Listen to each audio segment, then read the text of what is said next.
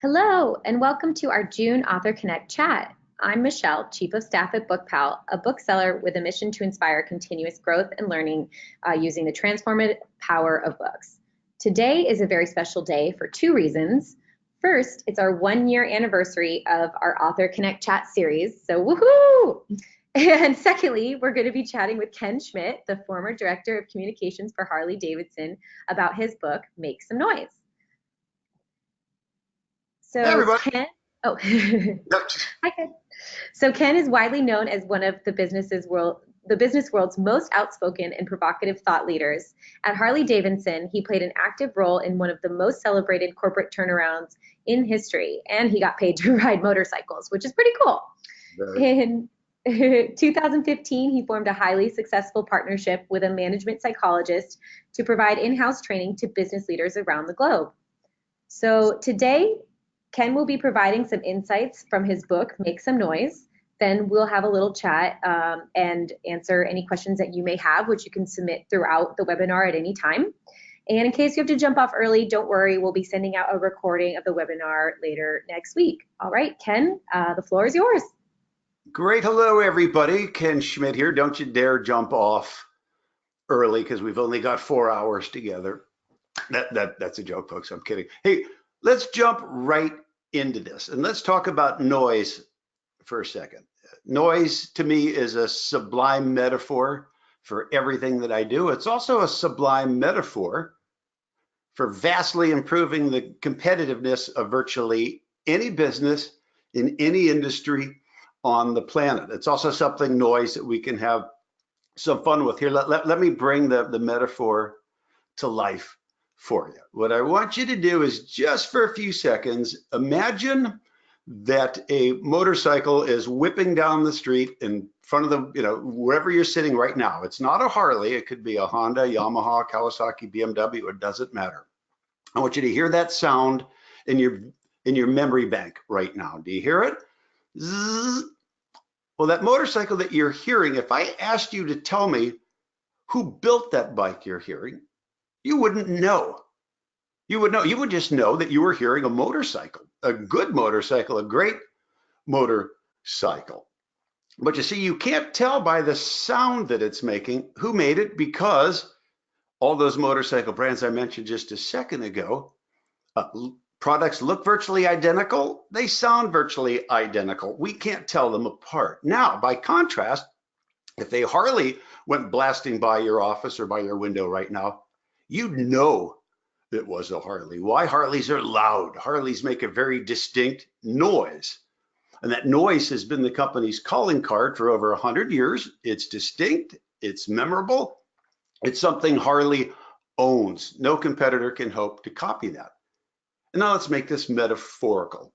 So your business, no matter what business you're in, makes noise. All businesses do. What kind of noise does your business make? Different and distinct, instantly recognized and valued, like that Harley noise? Or are you making the same noise as every other industry on the planet? And when I'm talking about noise from a business perspective, I'm talking about your buzz. When somebody's talking about your business to somebody who doesn't know you yet, what are they saying? What are they saying on your behalf? See, what you're looking at on the screen now, those 3 questions, what I call the noise cubed trilogy. This is a photocopy of a photocopy of what I banged out on my typewriter. That's typewriter. Remember those on my first day at Harley back in the mid 1980s. And I was brought in at that time when the company was failing quite miserably, on the brink of bankruptcy, had seen its market share erode from a virtual monopoly on big motorcycles to less than 20%. The company was in huge trouble, had a horrible reputation. So in order to help fix the company's image and create demand and to rebuild the brand, I said, we need to be focusing on what's really important. And what's really important are those 3 questions that you see right there. What are people saying about us? What do we want them to say? If we could plant a chip in people's brains that would get them to talk about us the way we want to be talked about to help us build our reputation in our business, of course, we would do that. And then thirdly, of course, what are we doing to get people to say what we want said? if there's a more important question in business than what you see on the screen right now, I don't know what that is, because what we're talking about is your most valuable asset, which is your reputation, word on the street, what's being said about you. And see, these questions are vital to the big magic word, competition and competing, which is something that most businesses flat out don't understand, nor do they ever talk about. And people think that, well, because we're in business and we market and we have something to sell, that we're competing. And I say, well, actually, no, and I can prove it. We're not competing as a business unless or until the people that we serve, people that are important to us, are talking about us the way we want to be talked about to people who don't know us yet, building our business for us. See, I can go really anywhere in the world and talk to smart people, really smart people. I mean, I've worked with more than 1,000 businesses in the last 20 years since leaving Harley, and really smart business people say crazy things to me that tell me that they don't understand competition. They'll say, oh, I know how you rebuilt Harley's business, or I know what makes the company such a dominant competitor. And I always brace before they answer the question because I know what they're going to say. They say, oh, Harley's a market dominator because it has such an awesome product. And that's obviously said as a compliment, but to me, that's insane. And what it means is that people don't really understand competition and how the world works, because think about it. If Harley was going to use and rely upon its product as its competitive lever, as nearly every product company in the world does right now, or every service company in the world does to their detriment right now, if Harley was going to use its product as its competitive lever, what would that require? And what it would require is so simple, everyone looks right past it. It would require the companies that Harley competes against to be making products that aren't as good. Now, I don't know about you, oops, sorry, but I'd have a really hard time out on the street looking at those two motorcycles that you're looking at right now, telling you who built what. And I've been around this stuff for over 40 years. I'd have to look a long time to realize that the bike up front is a Harley and the one behind it is a Yamaha that costs $2,800 less. Now, where does that $2,800 value live on something that is virtually indistinguishable from its competitor? The value doesn't lie in the hardware. The value doesn't lie in what you see. The value lies in the noise behind the product. The value lies in what people believe to be true and say to be true about that Harley and the business, the people behind it. Here, I'll bring this closer to home for you. If you don't happen to own a motorcycle right now, you probably own one of these, a flat screen TV. And you might even have to think for a few minutes to recall the brand of flat screen TV that's in your living room right now.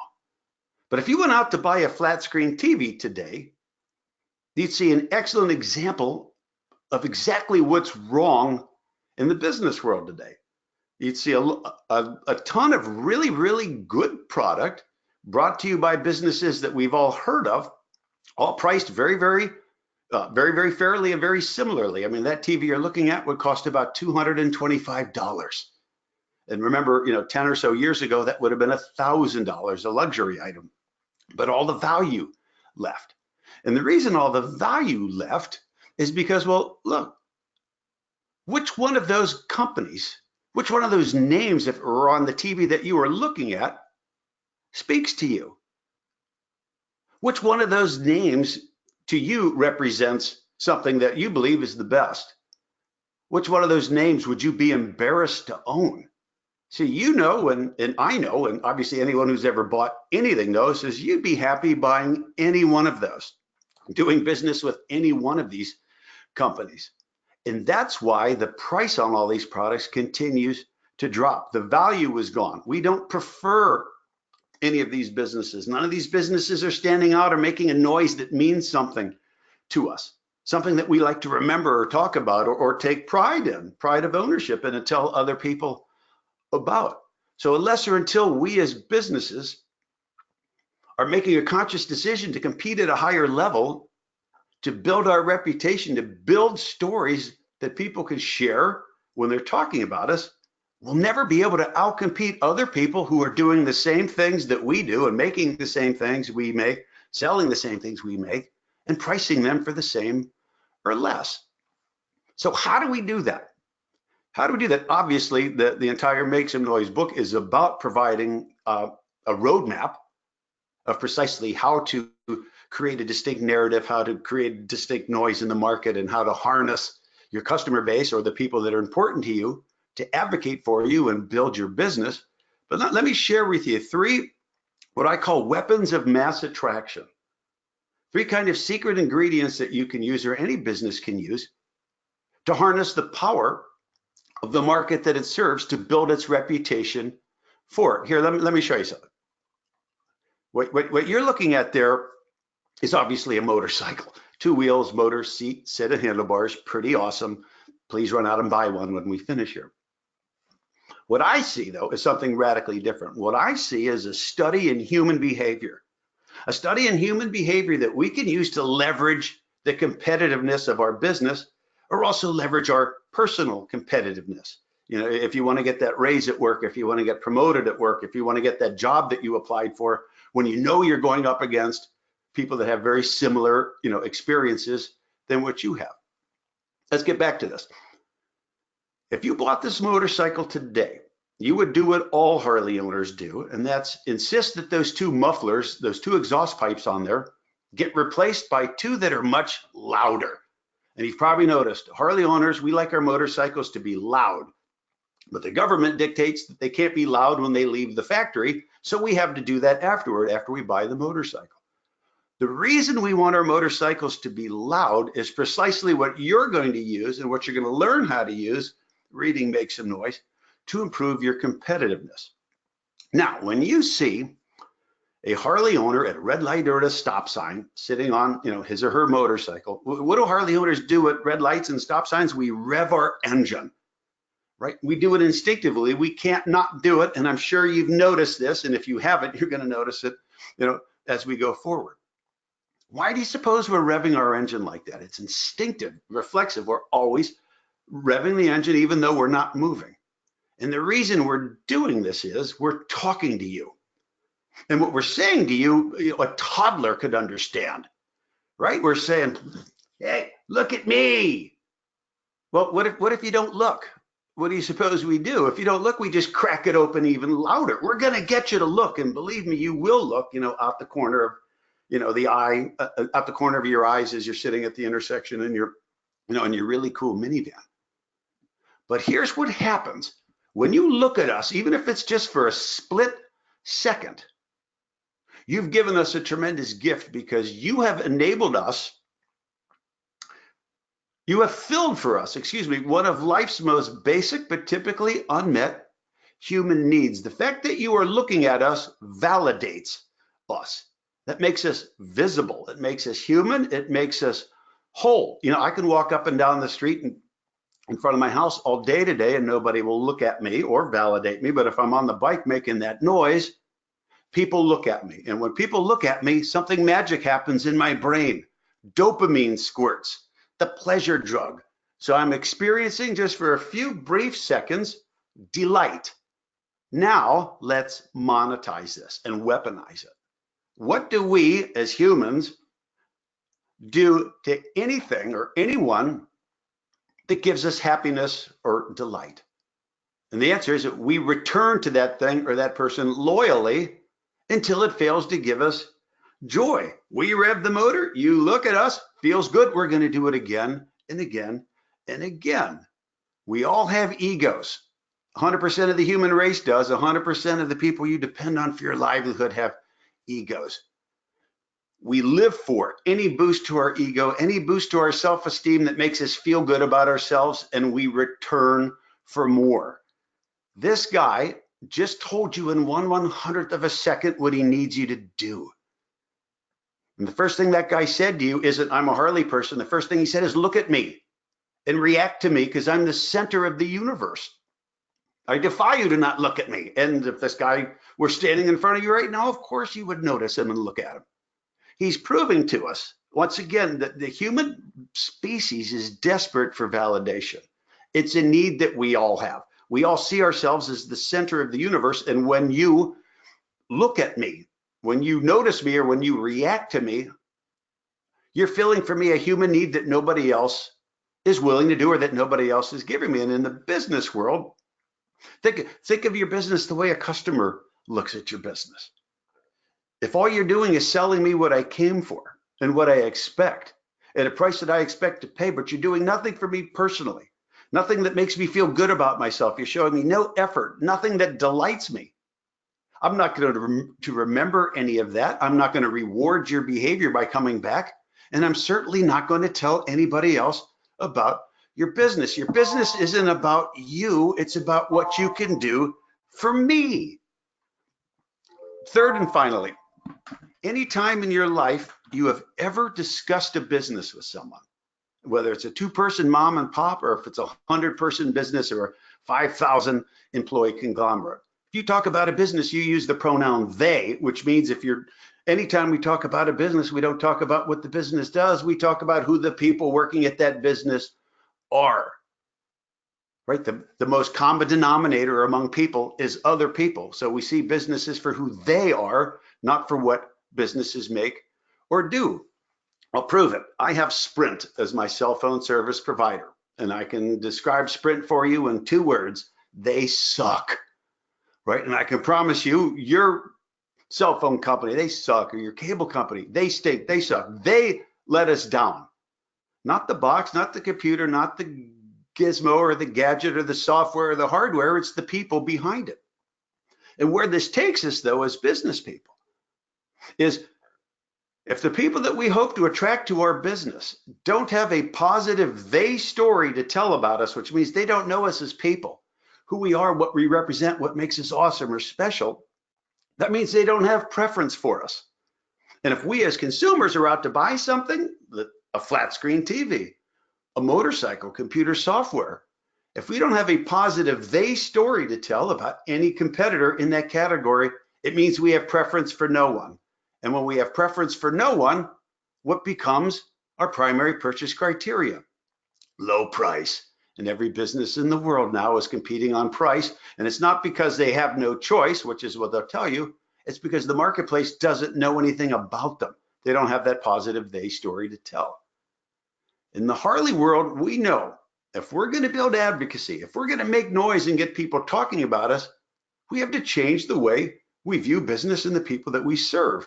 And you see that at any Harley shop. You don't see people that are focused on selling motorcycles, as obvious as that is. You see people who are intensely focused on making vocal advocates out of the people that they serve. And we use the Las Vegas model. If what happened in Vegas stayed in Vegas, right, there wouldn't be a Vegas. Vegas needs you to come home from Vegas and tell everybody everything that happened when you were in Vegas so that they'll get curious and want to go too. That's what we're trying to do at Harley, and in fact doing all around the world, focusing on delighting people in ways that they don't expect so that they will come back for more and tell others. In any business in the world can do that. It's the responsibility of businesses to build cultures where their people, all people at any level, are focused on delight. The guy on the left here in the photo who's talking to the woman who's taking a demonstration ride on a motorcycle. In most businesses, his job would be to tell her all about the features and the benefits of the hardware, the product, the price, the dynamics, the specifications. Well, that's what leads to commoditization and price competition. When we're giving people specs and things that they've heard from a million other companies or competitors that they don't understand, can't remember, and certainly won't tell somebody else about. The gentleman on the left, his job isn't to sell her product. His job is to be a source of delight for this woman. He's not going to say, hey, I hope you enjoy the test ride on this motorcycle, and tell her all about it. He's instead going to think, what do I want this person to tell somebody else about this experience they're having right now? And he's going to say, quick, give me your phone. Let me take some pictures of you on the bike. And he's going to stick his own face in some of those pictures too. Well, what do we know? We know when she gets home, or she's at work on Monday, she's going to be telling some stories about taking this demonstration ride on a Harley, because not everybody does that.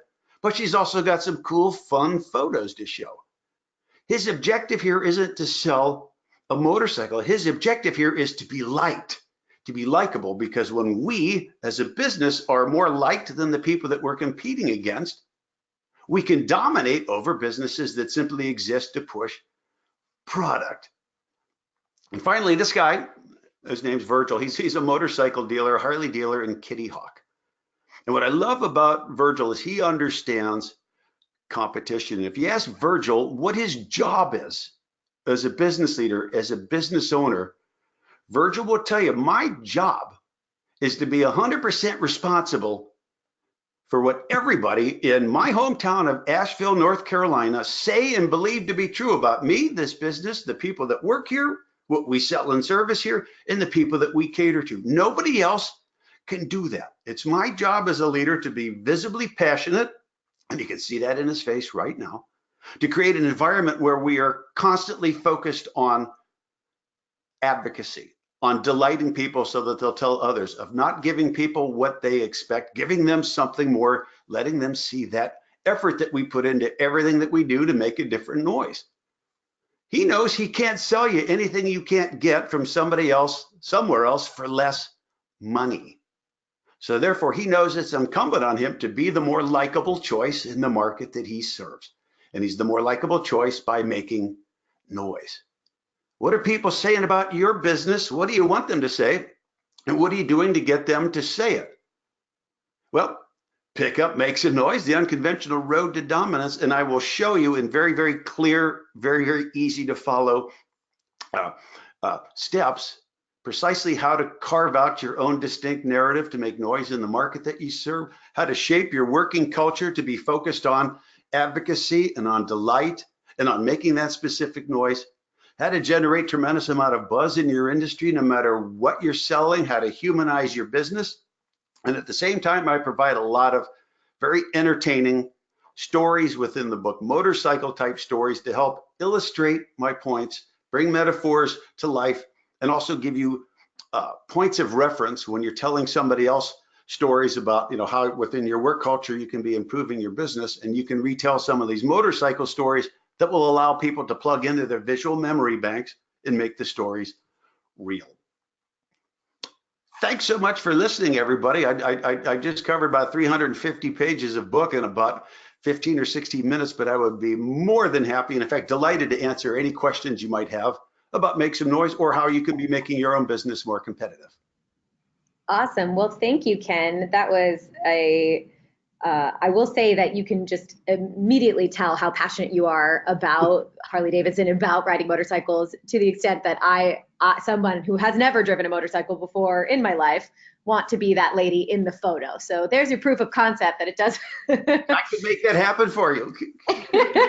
We'll have to talk after this. So I wanted to start by asking you, you came up with this concept of noise cubed, and you introduced it in chapter 2 of your book. How did those questions come to your mind, and when did you realize how important this is to an organization's long-term success? Believe it or not, that those questions came up to me long before I ever went to work at Harley. I worked for different marketing and advertising and PR firms in Chicago, and I would always hear a tremendous amount of discussion among clients or people working in the agency about, we have to drive the market this way, or we have to gain market share this way, and we need to come up with this slogan, and we need our product to do this. And I would always say, well, look, at the end of the day, who's going to remember all that stuff? I mean, at the end of the day, what's more important than our reputation? The one thing that we can control. Why don't we as an organization focus on this? And I crafted those 3 questions, essentially just to help people in the marketing functions of the businesses that I was working for to get focused on, let's craft proper messaging and proper language to set ourselves apart. Then eventually I learned that, hey, this isn't a marketing function. These questions aren't about marketing. These questions are the #1 challenge of leadership. What do we as a business want to stand for? What do we want people to say about us to build our reputation? They're easy to remember, very easy for people to repeat. And it's also something that anybody working at any level in any business can understand. We need people talking about us the way we want to be talked about. Awesome. Yeah, well, that makes sense that you have a background working with PR and advertising and kind of figuring out how important the message is of what people of how people describe your business. So when you came in to work at Harley, what was sort of some of the ways in which people were currently describing Harley or speaking of Harley, and what were some of the toughest challenges that you had to face in order to convert its working culture from being product focused to one that's more people focused? The outside world had horrible things to say about the company. They believed old stereotypes from Hollywood going all the way back to the 50s and 60s that Harley, existed to cater to, outlaw biker types, your Hell's Angels types, your things that are way more active in fiction than they are in real life. But secondarily, inside the company, Harley was like any major business, intensely focused on what it does. How do we take this thing that we make and do it better? How do we do it more efficiently? And my point, and it's something that I've shared, with this 1,000+ businesses I've worked with around the world, is as important as that is to be more efficient and to build better product, we have to look at our business the way outsiders do, the way somebody from the outside, a customer, a potential customer, investor, or partner, looks at us.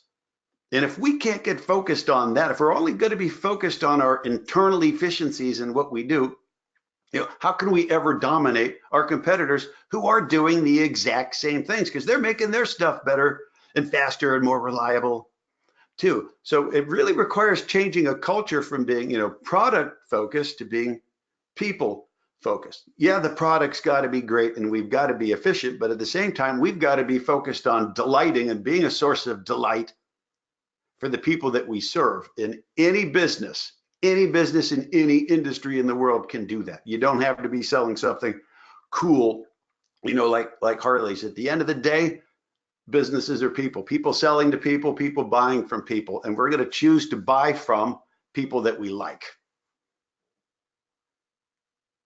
How about that for a long answer? That's perfect. Yeah. And kind of going off of that, how I love your story that you write about selling life insurance. And how do you create brand advocates for a company whose product isn't as sexy as you would say a motorcycle company? Oh, yeah. That's a great question. I get that all the time. Oh, we sell something invisible. We sell tax software. We sell life insurance. And what these companies do and attempt to do to build more demand for what they do is dump more effort into the product. Let's create, add more value to our, insurance policy, that you might buy as a consumer one time in your life. And you don't understand anything that's in that policy anywhere, and certainly couldn't describe, the attributes of that, life insurance policy or that tax software to somebody else. So the tech that we have to focus on as a business isn't, how do we, add more value to our product? It's how do we add more value to the relationship that we're trying to build with the people that we serve. It's all about, again, I can buy from anybody. And if I don't have a positive they to tell, if there's not a business that I prefer, I'm going to use price as my primary purchase criteria. But if there's somebody, a life insurance agent, that I genuinely like because he or she is plugged into me at a very human level, they're not telling me all about their policy or how great their company is and how focused they are on excellence. He or she is instead focused on getting me talking about myself, because the more I talk about myself, the better I feel. And if you're the one who's making me talk about myself, I start to like you. This is what human beings do. And at the end of the day, if I've got a choice of who to do business with, I'm going to pick and choose to do business with somebody I like. I was in a trade show environment this morning. People in nuclear energy, tremendous, great people. And as I was walking around in the trade show area, I see all these people that are just kind of sitting in their booths behind all this amazing hardware and software that they have to sell.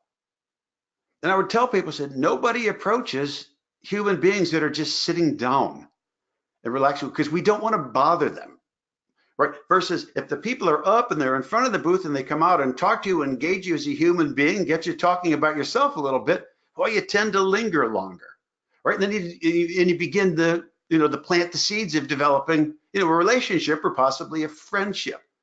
But minus that effort on your part, getting out in front of what you're selling, getting out and engaging people. Well, you're forcing me to come to you, and I'm not willing to do that. None of us are. So it just requires this mindset that says, hey, I can be the kind of person that exhibits behavior that's more human and more likable, and our business can do that. Or we can choose to, be like the folks at the trade show that just sit there and hope that somebody comes out. Yeah, I'm glad you brought up the trade show example, because you also write about that in your book. And I had a question of what you would give as a good tip to stand out at the trade show. You pretty much answered of being standing in the front, engaging with people and having conversations, which makes so much sense. Along those similar lines, do you see this, this concept translating really well within the business to business world of, you're not selling necessarily to that specific individual, but they're the decision maker of a bigger process? All the rules still apply. Is that if that person that's buying, maybe it's a corporate purchasing person, maybe it's a person in IT, maybe it's a person who's buying asphalt to have their parking lot repaved. I mean, at the end of the day, it still comes down to I have a choice of who I'm buying from. And if I don't have preference for anyone, for any particular player, any particular team, I'm going to buy from whoever's cheapest, because I know whatever I get's going to be good, because everything is good now. So it becomes incumbent on that business to say, look, we know we're going up against other companies that are selling the same stuff that we do, and they may even be undercutting us on price. So we can't really compete with the attributes of our product and its, quality and our commitment to excellence and all that other stuff that businesses talk about. But what we can compete, again, is at that human level. If we're the most, visibly passionate people, the most likable people, the people that are making that effort to surprise and delight the customer, potential customer, they're going to notice that, they're going to react to it, and it's going to give us a point of difference in their minds, so that when they're thinking about who they want to buy from, they say, yeah, these people are a little bit different. I like their approach. They're not, they're not going through the motions like everybody else is. We see that effort and we remember that effort, and very, very often we reward that effort. Absolutely. And I actually wanted to ask you a question about social media, because I think you have a rather kind of controversial stance on it, where in chapter 3 you said, you can think of no larger scam that's been foisted upon business world than the false hope of social media. Yes. So why do you believe that social media is a snake oil for most businesses? But because snake oil, social media is a tool. It's a tool that can be used to continue conversations with people, which assumes that a conversation is already started, that there's a relationship that exists. It's very, very difficult, if not impossible, to start relationships with people that you don't know through social media.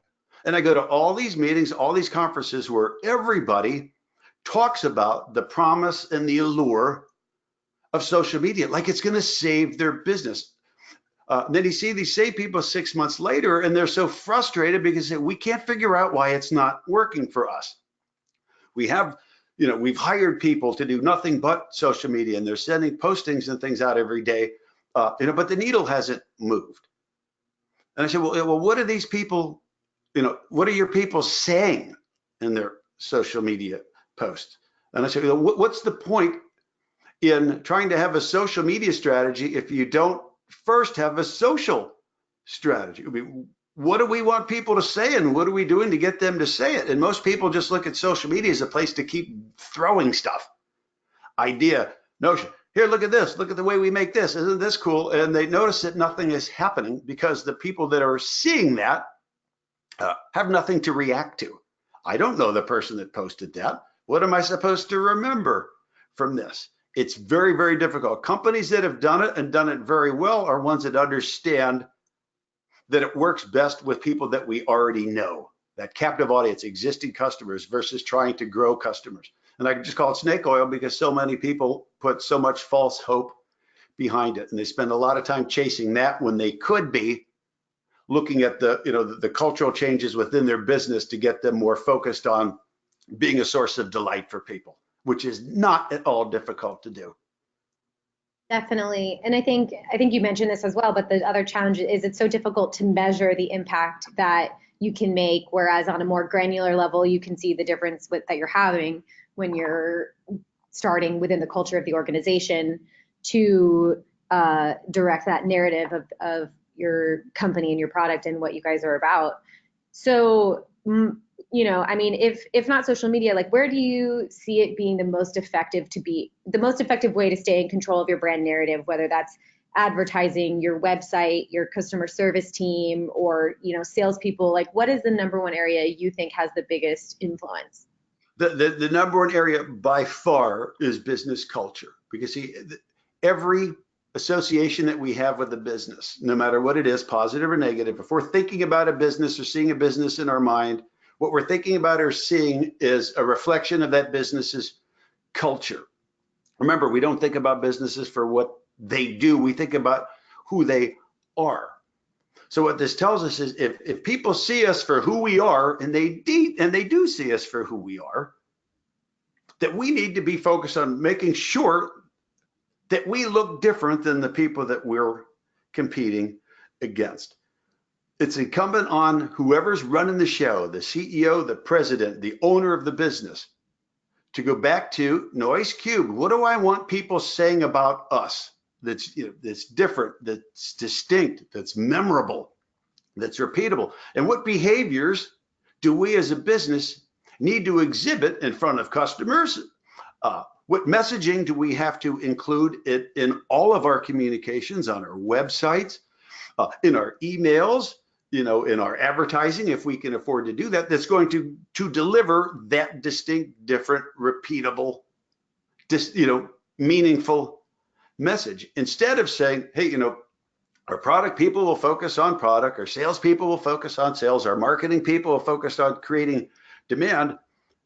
That pretty much automatically sets up a work culture where the left hand doesn't know what the right hand is doing. We all need to be focused on the noise cubed math, is what do we want people saying and what are we doing to get them to say it? When we are in our communication with customers and potential customers, we as employees of a business are consistently repeating the same messaging, our distinct messaging. In the Harley world, for example, we're always talking about freedom.